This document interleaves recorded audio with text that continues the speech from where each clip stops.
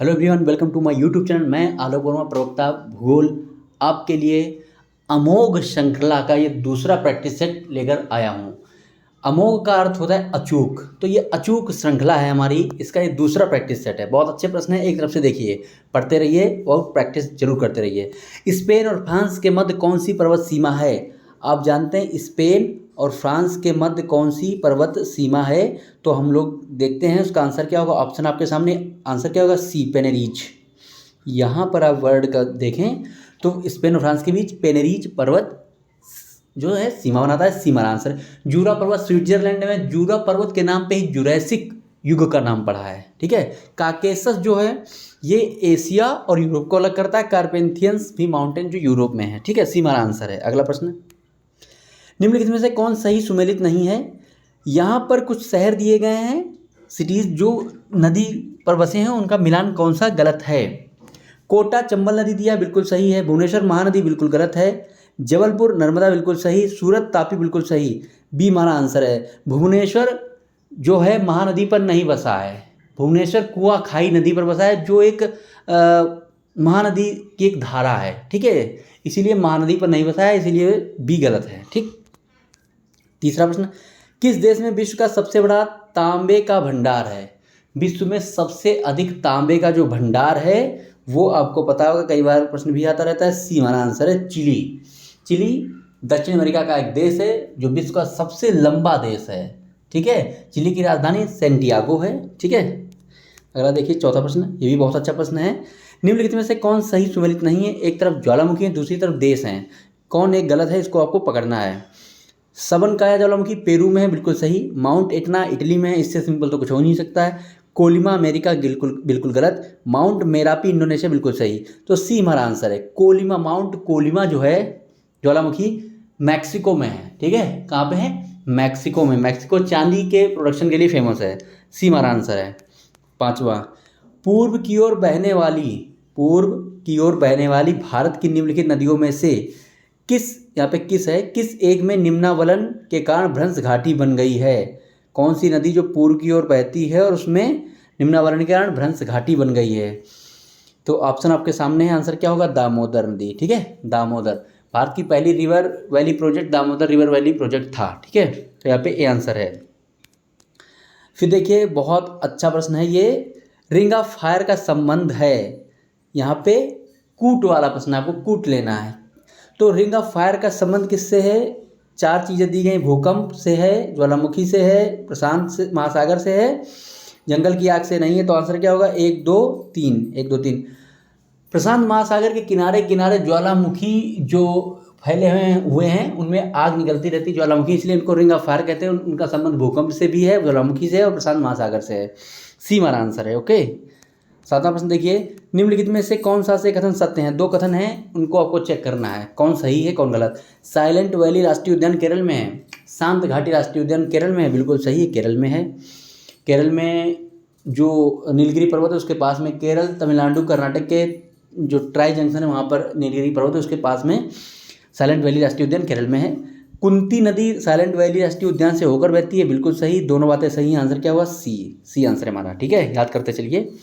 आठवां प्रश्न, निम्नलिखित में से किस खाड़ी में विश्व का सबसे ऊंचा ज्वार आता है? ये बहुत अच्छा प्रश्न है, थोड़ा जिन लोग को आइडिया है उनको पता भी होगा। पूरे विश्व में सबसे अधिक जो हाई टाइड आता है, ऊंचा ज्वार आता है, कहाँ पर आता है? ऑप्शन आपके सामने है, आंसर क्या होगा? फंडी की खाड़ी। फंडी की खाड़ी पता है आपको कहाँ है? फंडी की खाड़ी संयुक्त राज्य अमेरिका में है। ठीक है, फंडी की खाड़ी संयुक्त राज्य अमेरिका कनाडा के बॉर्डर पे है फंडी की खाड़ी। ऐसी उसकी बनावट है कि विश्व में सबसे ऊंचा ज्वार उसमें आता है। ठीक है, सी आंसर है। अगला प्रश्न देखिए, निम्नलिखित में से कौन सही सुमेलित नहीं है? एक तरफ दर्रे हैं, दूसरी तरफ राज्य हैं, ये भी अच्छा प्रश्न है। सभी दर्रे आपको पता होने चाहिए अगर आप पीजीटी में सिलेक्शन जाते हैं। एक तरफ से देखिए, नाथुला दर्रा अरुणाचल प्रदेश, पहले ही गलत है। लिपुलेख उत्तराखंड, रोहतांग हिमाचल प्रदेश, पालघाट केरल, सही है। नाथुला दर्रा अरुणाचल प्रदेश में नहीं है, यही हमारा आंसर है, क्योंकि नाथुला दर्रा सिक्किम में है। ठीक है, आज ही के अखबार में था, सिक्किम राज्य को 50 वर्ष पूरे हो गए हैं, सिक्किम विश्व का पहला जैविक राज्य घोषित हुआ है। ठीक है, ये आंसर था। 10वां, निम्नलिखित में से कौन मानसिक मानचित्र की अवधारणा से संबंधित है? ये भी प्रश्न बहुत आता है, नेट में आया हुआ है, पीजीटी में देखने को मिल सकता है। निम्नलिखित में से कौन मानसिक मानचित्र, मेंटल मैप की अवधारणा से संबंधित है। ऑप्शन आपके सामने, आंसर क्या होगा? सी, लिंच। लिंच मेंटल मैप से संबंधित है, लिंच। फिर देखते हैं, एक सेकेंड, 11वां प्रश्न। 11वां प्रश्न देखते हैं, भारत के निम्नलिखित भागों में द्रविड़ियन प्रजाति मुख्यतः कहाँ केंद्रित है? भारत की जो प्रजातियां हैं उनमें द्रविड़ प्रजाति मुख्यतः कहाँ केंद्रित है, भारत के किस क्षेत्र में? ऑप्शन आपके सामने, क्या होगा आंसर? द्रविड़ लोग जो हैं भारत के दक्षिण में रहते हैं, दक्षिण भारत में, ठीक है। अगला प्रश्न देखिए, 12वां, भारत में उत्तर से दक्षिण की ओर जाते हुए नदियों का सही क्रम क्या होगा? नदियों का सही क्रम, पहाड़ियों पर्वतों का सही क्रम, शहरों का सही क्रम, ये चीज़ें आप अच्छे से क्लियर कर लीजिए भारत के मानचित्र पर, ताकि कोई गलती ना हो। नदियों का सही क्रम पूछा है, उत्तर से दक्षिण, ऊपर से नीचे की ओर, तो इनमें सबसे ऊपर नदी कौन सी है? श्योक, उसके नीचे जास्कर, फिर स्पीति, फिर सतलज, ठीक है। बी हमारा आंसर होगा, ठीक है, बी हमारा आंसर है। अगला 13वां प्रश्न, भारत का सबसे पुराना तेल भंडार कहाँ है? ये प्रश्न तो आपको सबको ही पता होगा। भारत का सबसे पुराना तेल भंडार, जो ऑप्शन दिए गए हैं वो सभी भारत के मौजूदा तेल भंडार हैं, लेकिन सबसे पुराना पूछा गया, इसलिए आंसर क्या होगा? डिगबोई, असम। डिगबोई भारत का सबसे पुराना तेल भंडार है, असम में। 14वां प्रश्न, ये भी बहुत अच्छा प्रश्न है। कुछ जो स्टैटिक्स वाले प्रश्न हैं वो भी आते हैं, थोड़ा टफ पड़ जाते हैं, लेकिन उनको अगर आप प्रैक्टिस करेंगे तो अच्छे से सॉल्व हो जाते हैं। विश्व जैव विविधता में भारत का योगदान का प्रतिशत क्या है? विश्व की जो टोटल बायोडाइवर्सिटी उसमें भारत का कितना प्रतिशत है? तो 7 से 8% यहाँ पे लिया जाता है। ऑप्शन के हिसाब से आंसर होगा डी, 8%, ठीक है। भारत में बहुत सारे नेशनल पार्क हैं, बायोडाइवर्सिटी रिजर्व हैं, ठीक है, तो इस तरीके से भारत का योगदान है 8%, डी सही है। फिर पुस्तकों वाले एक दो मैंने प्रश्न रखे हैं, बहुत अच्छे हैं, कोई भी पुस्तक आप गलत ना करें, बहुत अच्छी ये बुक है, कई बार आ चुका है। पल्स ऑफ एशिया नामक पुस्तक किसकी है?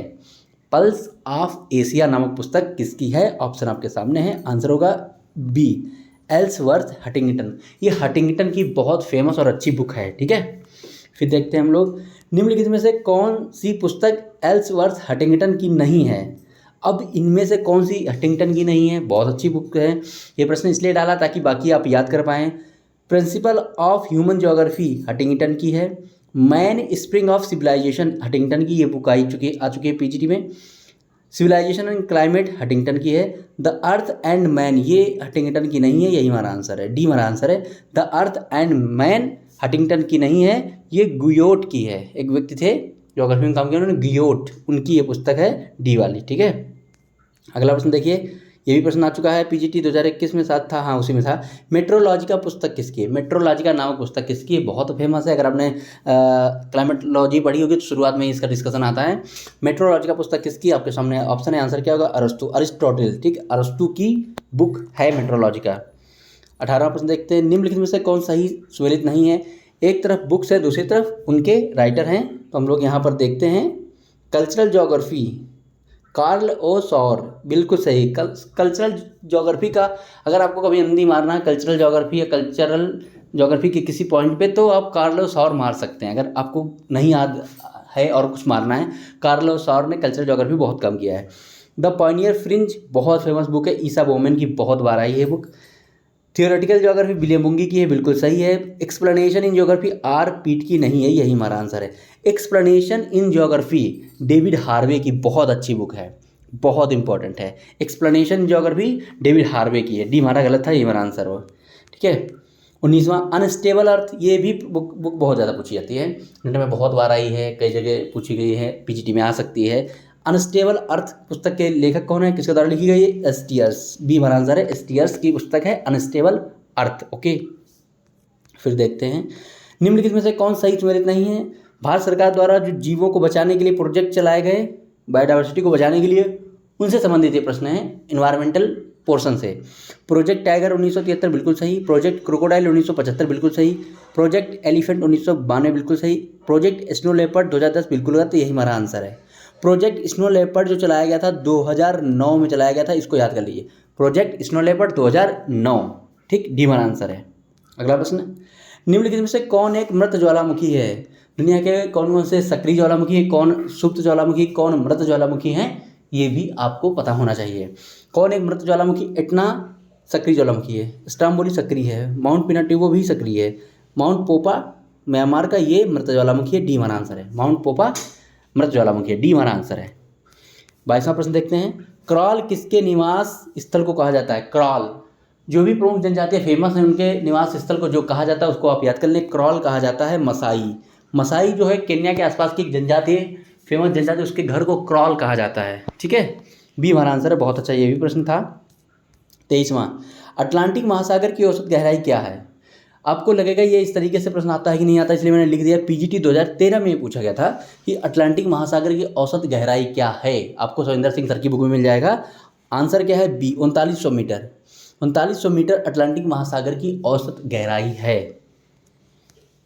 24वां, समुद्री जल में सोडियम क्लोराइड का प्रतिशत कितना होता है? आप जानते हैं सबसे ज़्यादा होता है, तो ऑप्शन में जो सबसे ज़्यादा लगेगा वही आप आंसर मार सकते हैं। लेकिन अगर और ऑप्शन बदल दिया तो दिक्कत में पड़ जाएंगे, इसलिए थोड़ा याद कर लें। 77.8% सोडियम क्लोराइड का प्रतिशत है समुद्री जल में, 77.8%। ओके, फिर देखिए 25वां प्रश्न है।